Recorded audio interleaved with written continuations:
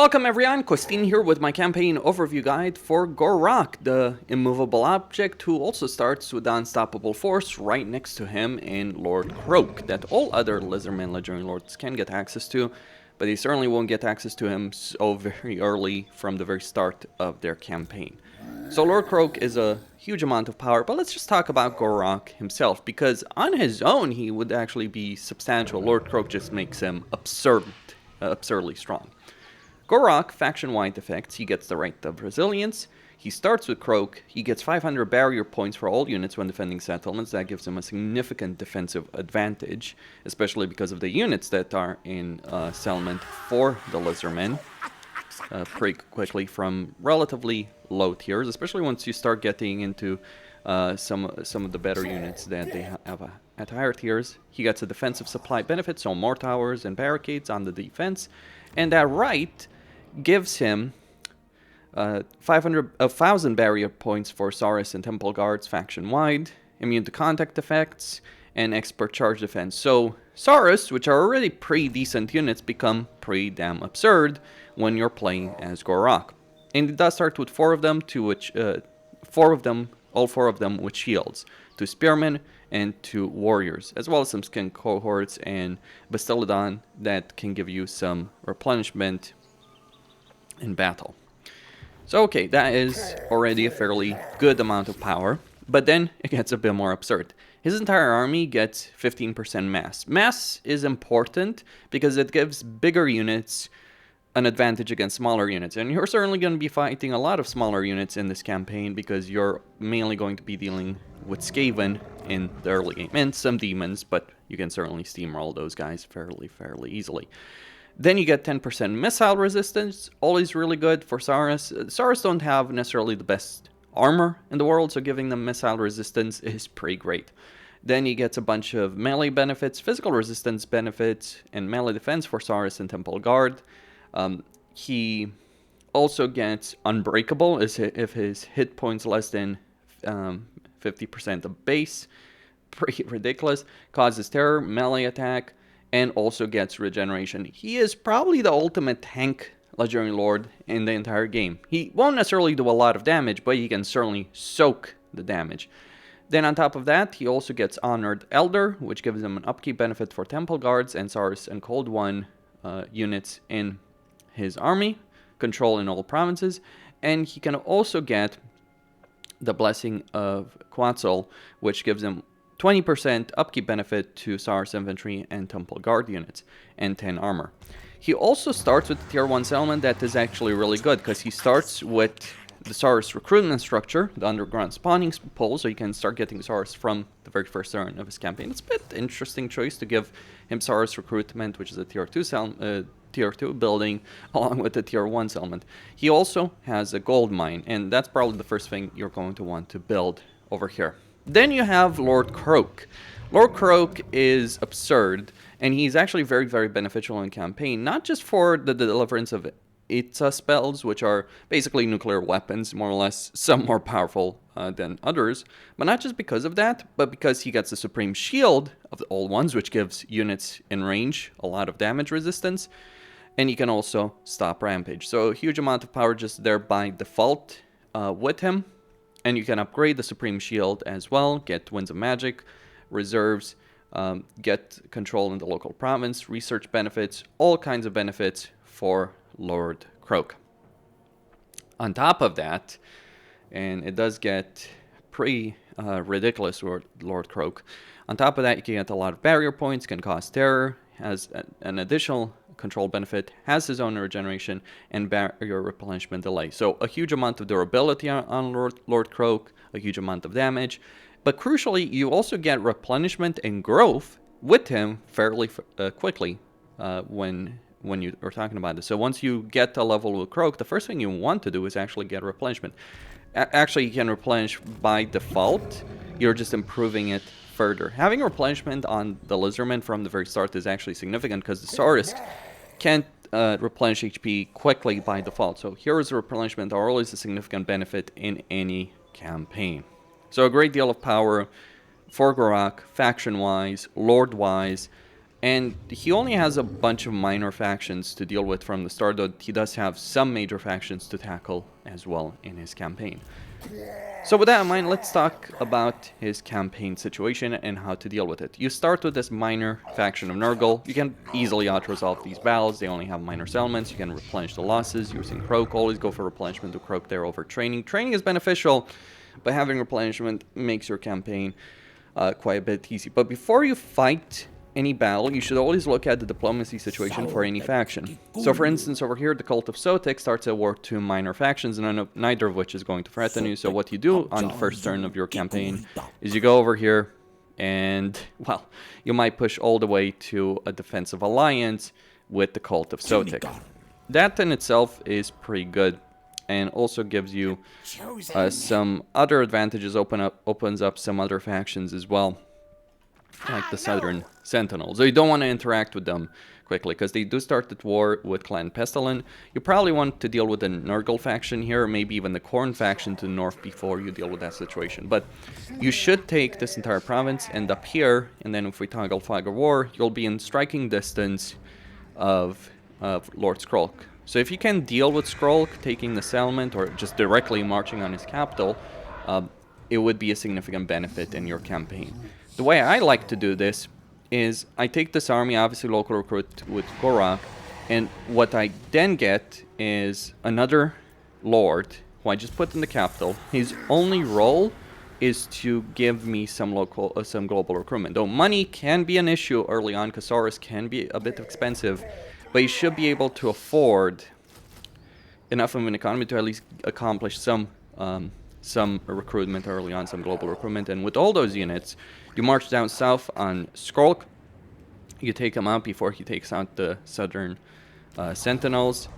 You go to the Southern Sentinels once you've dealt with the Nurglings and basically have them, hey, you want to be friends? Pay me to deal with Skrulk. And you deal with Skrulk, you take his territory, and you should always, obviously want to aim for the Sentinels of Time. And that's one of the major threats dealt with in your campaign.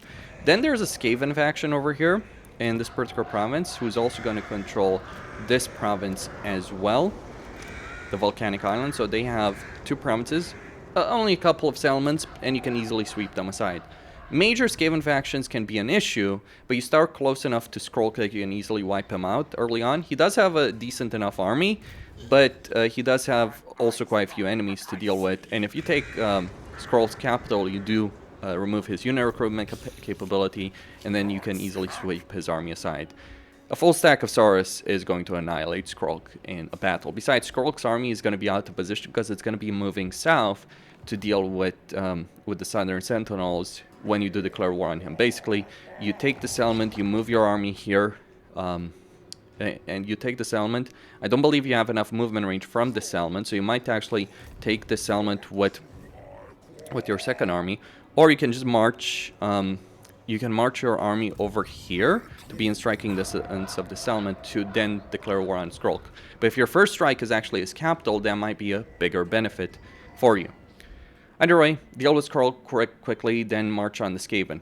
One problem you are going to have in this campaign is, of course, Lufar Harkon, who isn't going to be friends with you. He's going to wipe out these lizardmen. Alberic may help him in that, actually. Like, there's this kind of weird alliance between Alberic and Harkon, so you may end up having to fight Alberic, and you certainly will end up having to fight Marcus Wolfhart if you end up going north.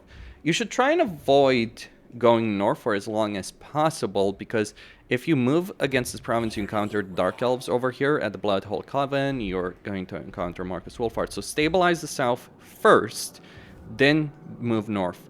You do also have another problem, and that problem's name is Rakarth. You can march on Rakarth. There is a passageway here through the dwarves, through this territory. So once you've dealt with Skrulk, one of your campaign plans might actually be to ignore the Skaven over here and try and deal with Rakarth quickly, because he's a major legendary lord, then it's a problem. Though that is a risky endeavor because you're leaving your territory vulnerable to Harkon. Alternatively, you can march directly on Harkon and take him out after dealing with these Skaven. Like, deal with these Skavens, then march on Harkon, who's probably going to start pressuring you at that point, and leave Rakarth for last. Because Rakarth does have some factions to deal with, and he's also going to end up at war with the dwarves from the spine of Sotek. Though the Spine of Sotic dwarves may also end up at war with the Cult of Sotic, which is an annoyance because you could have good relations with these fellows. It's just it just complicates your situation in your campaign. By the way, deal with Rekarf, eventually deal with Marcus Wolfheart, Alberic, and conquer all of Lustria, and after that you have all the choices you want in the world. One of the things you're likely going to want to do in this campaign, of course, is eventually make your way to Mazda Mundi, help him out if he's struggling. He might struggle. When I played the Gor-Rok campaign previously, I barely was able to save Mazda Mundi before he was annihilated by the forces here. Now, confederating Mazda Mundi doesn't really give you any significant benefits. Yes, Mazda Mundi is a good caster, but he doesn't have any significant lord effects besides just having some good spells. And he doesn't necessarily have the finest combat ability either, unfortunately. I mean, Mazda Mundi is pretty generic. He has a lot of issues in his own campaign. We'll get to that at a later date. But that's your campaign plan. You're in a really good position to achieve it. You're not necessarily going to face much opposition with the exception of Rekarf and Luthor Harkon if you march very quickly and aggressively on Skrulk. Be concerned about that. Try and get as many Saurus as possible, hopefully a full stack, before you decide to do so. And then you're just going to have a breeze of a campaign. You do need to take over control over all of Lustria, essentially, through either direct control or vassals and military allies. So obviously ally the Cult of Sotic, maybe even ally the High Elves over here in the Capes and the Citadel of Dusk, because the Cult of Sotic is going to have good relations with them, so actually waging war on them is not necessarily the wisest decision. Some of the problems that can emerge later on in the campaign is that Kairos, when controlled by the AI, can actually build a massive empire over here, and going to the Southern Chaos Wastes is generally an issue. Personally, I probably put some pressure on Kairos, but not necessarily my main army. Like a secondary army, full stack, to take some of these elements, relieve the pressure on Axiatl. Like, Axiatl can hold his own decently against Kairos, but most of the time on Legendary very hard campaigns, I've seen Axiatl lose against Kairos. So that is a concern in the long term, because obviously Kairos, if he deals with Axiatl, he's going to come for you. And, of course, confederating Axiatl can bring you some benefits as well. Like, Axiatl is actually worth confederating. The Cult of Sotic, that's a different discussion, but yeah, obviously worth confederating as well. And then once you've dealt with all of that, stabilize the situation in the north, I would probably not go to war with Morathi if I could avoid it, because the territory here is either uninhabitable or unpleasant. Instead, I would head over here in the Southlands, maybe go to war with Tic-Tac-Toe, try and make relations with Gor-Rok if he's not allied with Tic-Tac-Toe, which he might be. If you have to wage a war against Tic-Tac-Toe, like, Tic-Tac-Toe is a very aggressive conqueror when controlled by the AI against all the factions next to him, and you actually don't necessarily have the best diplomatic relations with your fellow lizardmen. Like, for instance, the Wardens of the Living Pool over here might actually declare war on you in your campaign, so be concerned about that, because you do have several factions, minor factions, major factions in the north from your starting position, and you initially want to go south. So it can be a bit tricky, but you certainly have the power in your campaign. You crucially have defense power, so don't waste that defense power, I would argue. Like, this is the kind of campaign where the actual power you have in battles is not at all reflected in Outresolve. You do have a pretty decent situation in terms of Outresolve as the Lizardmen, but true power of Gor-Rok's army, especially in the defense, is not reflected at all in the Outresolve situation that we have in the game. So just be aware of that. You're going to get much bigger benefits if you fight a lot of defense battles manually instead of just taking losses. You likely would lose like a full dedicated stack attacking a garrison, unless it's a walled settlement, in which case you might actually be able to win. Lizardmen settlements can be tricky to take. The wall towers are positioned in such a way that they're typically going to do a decent amount of damage to the attacking force. And when you have Saurus with barriers defending your settlements, things get fairly nasty indeed for the attacker. So you do have a lot of defense benefits, and you should use them. But yeah, move over here in the Southlands. Maybe your long-term plan would be to take over Khemri, take out Khalida, and sell territory to Krokar in order to eventually confederate them. Just be aware, Lizardmen, you might think they should get along, but in reality, only some of them do. Like, they don't have a baseline diplomatic benefit between each other, which is a bit of an odd situation, I would have to say, because you'd imagine the Lizardmen should get along very well with each other, but they actually don't. I guess this is creative assembly trying to prevent the lizardmen to some extent from dominating the entirety of Lustria, but they usually do. Like, this is your fight to lose. It's in Lustria, because you do have allies that will be pretty useful to help you out. You have some major allies, some minor allies. The concern in Lustria is, of course, what's happening to Mazda Mundi. And that's all there is to say. Costin here signing out. Don't forget to subscribe, like, and enable notifications, and stay tuned for more.